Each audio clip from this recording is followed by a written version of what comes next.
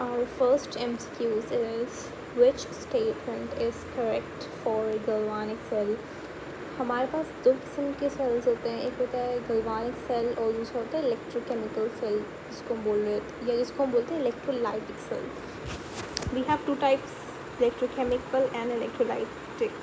Electrochemical जो cell होता है उसके अंदर बेसिकली केमिकल एनर्जी कन्वर्ट होती है इलेक्ट्रिकल एनर्जी के अंदर, और इलेक्ट्रोलाइटिक सेल के अंदर हमारे पास electrical energy converts into chemical energy. Alright, now the question is which statement is correct for galvanic cell, which option is suitable for the galvanic cell. Reduction occurs at anode. So we know that there are two mnemonics that I would like to discuss in this video, so it could make your lives easier too. C-joy, cathode पे gain of electron, और gain of electron किसका होता है? Reduction का होता है. Gain of electron is the definition of reduction. What is reduction? Reduction is simply gain of electron. तो सी Joy means cathode पे गेन ऑफ इलेक्ट्रॉन, इसका मतलब कैथोड पे हमेशा रिडक्शन होगी. जबकि यहाँ क्या लिखा हुआ है? Reduction occurs at anode. So it means simply this is wrong. फिर बोल रहे हैं electrons enter the cell is equal to anode. इसका क्या मतलब हुआ? इलेक्ट्रॉन्स एंटर करते हैं सेल पे, अगर सेल पे एंटर कर रहे हैं तो इसका मतलब है एनोड है. वी कैन नॉट से इट, राइट. हम इसका नहीं बोल सकते. यहाँ पे असल में क्या हो रहा था गल्वानिक सेल के अंदर? एनोड के ऊपर इलेक्ट्रॉन आ रहे होते हैं, फिर वो जा भी रहे होते हैं वायर के through. We can not say this properly. Next is cathode is negative. So मैं बता दूं कि हमारे पास कैथोड नेगेटिव होता है लेकिन इलेक्ट्रोलाइटिक सेल के अंदर. ऑलराइट, इलेक्ट्रोलाइटिक सेल के मुझे यहाँ पे थोड़ा सा बता दूं इलेक्ट्रोलाइटिक सेल के बारे में. तो ये हमारे पास एक सेल है, इसके अंदर एक एनोड है, इस पर है पॉजिटिव चार्ज. ये कैथोड है जिस पे नेगेटिव चार्ज. कैथोड नेगेटिव होता है लेकिन इलेक्ट्रोलाइटिक सेल के अंदर. ठीक है, सही आंसर क्या है इसका? एनोड होता है नेगेटिव गल्वानिक सेल के अंदर. बेसिकली तो जो चार्जेस होते हैं वो एक इंटर एक्सचेंज हो जाता है. हाउ?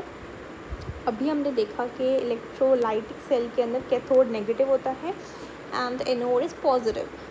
सो जब हम गल्वानिक सेल की बात करते हैं तो उसके अंदर एनोड नेगेटिव हो जाता है और कैथोड पॉजिटिव हो जाता है. ये थोड़ा सा चेंज हो जाते हैं साइंस, उसके भी there are reasons for that, but of course this is not a detailed video, it's just MCQs video, so I won't be able to discuss.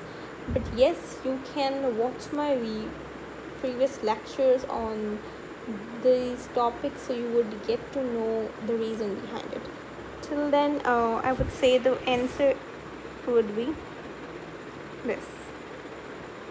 Next is which is inert electrode. इनमें से inert electrode कौन सा है? सबको पता है platinum एक inert electrode होता है. Alright, PB इसको लेड बोलते हैं, which is used in lead batteries, secondary batteries के अंदर इस्तेमाल होता है. कैडमियम ये भी यूज़ हो रहा होता है. हमारे पास एक सेल होता है निकल कैडमियम सेल करके एक नाम होता है. Zinc is also use in dry cell. हमारे पास ये गल्वानिक सेल के अंदर यूज़ हो रहा होता है. सो अगेन हमारे पास इनर्ट इलेक्ट्रोड, जो कि इलेक्ट्रोड जो शी के अंदर यूज़ हो रहा हो. स्टैंडर्ड हाइड्रोजन इलेक्ट्रोड के अंदर जो यूज़ होता है वो कौन सा होता है? प्लेटिनियम होता है. क्यों? Because platinum is the inert electrode. We have other metals as well that are known as inert metals. For instance, silver, gold. Alright, these two metals are known as inert metals, or they are also known as coinage metals. Again, मेरा हर एक word एक MCQs है. ये भी MCQs आ चुका है कि which of the following is the are known as coinage metals. ठीक है, तो गोल्ड हो गया, गोल्ड हो गया, हमारे पास सिल्वर हो गया, प्लेटिनियम हो गया, तो इनमें से कॉइन्स बनते हैं. Next during electrolysis of dilution potassium nitrate, which of them is collected as anode? Anode पे क्या चीज़ आएगी? अगेन इलेक्ट्रोलाइसिस बोलेगी। एनोड पे क्या होता है? लॉस ऑफ इलेक्ट्रॉन, इसको हम क्या बोलते हैं? ऑक्सीडेशन। देखिए नाइट्रोजन यहाँ पे इस फॉर्म में है नहीं, तो हम इसको कट कर सकते हैं। नाइट्रोजन हमेशा नाइट्रेट फॉर्म में ही पाया जाएगा। क्यों? क्योंकि हमें कंपाउंड पोटेशियम नाइट्रेट दिया गया है। नेक्स्ट पोटेशियम अकेला, तो पोटेशियम अगर देखूँ K+ आयन बना होगा। प्लस का मतलब है ये जाना चाहिए असूलन कैथोड पे, क्योंकि वहाँ पे हो रही reduction, so gain of electron करेगा, ये न्यूट्रल हो जाएगा, तो ये तो नहीं होगा। ऑक्सीजन और हाइड्रोजन आ सकता है क्योंकि डाइल्यूशन है, मतलब वाटर यूज़ हो रहा है। अगेन मैं जब इसकी बात करती हूँ तो ऑक्सीजन मेरे पास बन जाता है O-2, ऑल राइट, और हाइड्रोजन होता है प्लस। हाइड्रोजन तो जाएगा कैथोड पे, लेकिन मेरे जो ऑक्सीजन है वो इलेक्ट्रॉन लूज करके लिबरेट हो जाएगा, कहाँ जाएगा? एनोड पे। So anode would be the correct option here. Next is which is electrolytic cell? Electrolytic cell कौन सा है? तो it's really easy, down cell हमारे पास इलेक्ट्रोलाइटिक सेल है। बाकी सारे जो हैं जैसे कि ड्राई अल्कलाइन सेल बोलूँ, that's a primary battery, all right. Silver oxide बोलूँ तो ये हमारे पास एक सेकेंडरी बैटरी की टाइप है। एंड निकल कैडमियम सेल है, तो एक ये इलेक्ट्रॉनिक डिवाइसेस के अंदर सेल यूज़ हो रहा होता है। In which type of the cell electric current is consumed? Electric current किस में कंज्यूम होता है?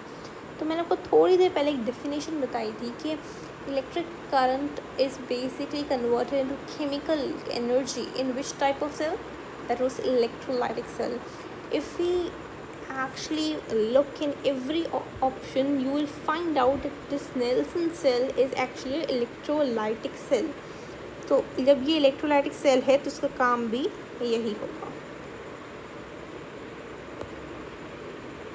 Next is by the electrolysis of concentrated NaCl which of the following is collected at cathode? Cathode पे क्या चीज़ कलेक्ट की जाएगी? तो hydrogen collect किया जाएगा। कैसे? क्योंकि हाइड्रोजन ही वहाँ पे रिड्यूस हो रहा होगा। By the electrolysis of dilute copper sulfate solution which is deposited at cathode? Cathode पे क्या चीज़ डिपॉजिट होगी? तो अगर मैं देखूँ कॉपर के +2 आइंस बनेंगे, कॉपर जाके गेन करना चाहेगा इलेक्ट्रॉन, इलेक्ट्रॉन गेन करना चाहेगा ताकि वो Cu0 बन जाए। तो कैथोड पे क्या हो रही होती है? गेन ऑफ इलेक्ट्रॉन ही हो रहा होता है, तो copper would be the correct answer. Again यहाँ पर वर्ड डिपॉजिट का भी यूज़ हुआ था, तो डिपॉजिट कॉपर ही हो सकता है, क्योंकि अगर ये हाइड्रोजन या ऑक्सीजन होता, खैर अगेन हाइड्रोजन ऑक्सीजन नहीं हो सकता, हाइड्रोजन हो सकता है, बट हाइड्रोजन डिपॉजिट नहीं होती, हाइड्रोजन लिबरेट होती है।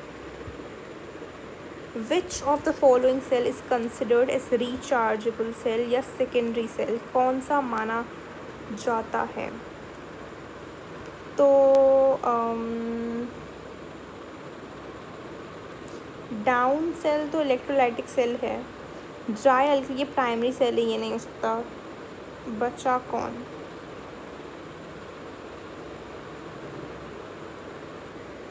ऑल राइट, तो ड्राई अल्कलीन एक हमारे पास प्राइमरी सेल है।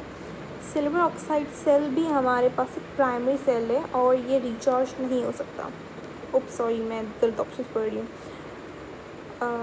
सेल इज कंसिडर्ड रिचार्जेबल, कौन सा रिचार्जेबल कंसिडर किया जाता है? तो ड्राई अल्कलीन सेल नहीं हो सकता क्योंकि it's a primary cell. Silver oxide भी नहीं हो सकता because it's a primary cell.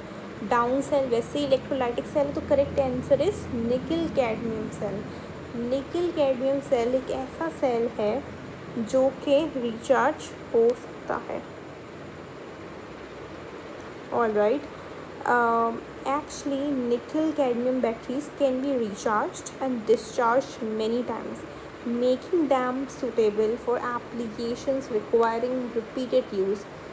So they are being replaced by other rechargeable batteries like lithium ion due to environmental concerns related to cadmium. हमारे पास cadmium एक थोड़ा poisonous है, environment को I would say environment को harm पहुंचाता है, तो इसलिए हम लिथियम आयन बैटरी यूज़ करते हैं इसके इंस्टेड. बट अगर ऑप्शन देखा जाए तो it is actually a rechargeable battery. Next is in which of the following cells zinc is use as anode. तो जिंक तो सब में ही एनोड यूज़ होता है. Which is the best reducing agent regarding an electrochemical series.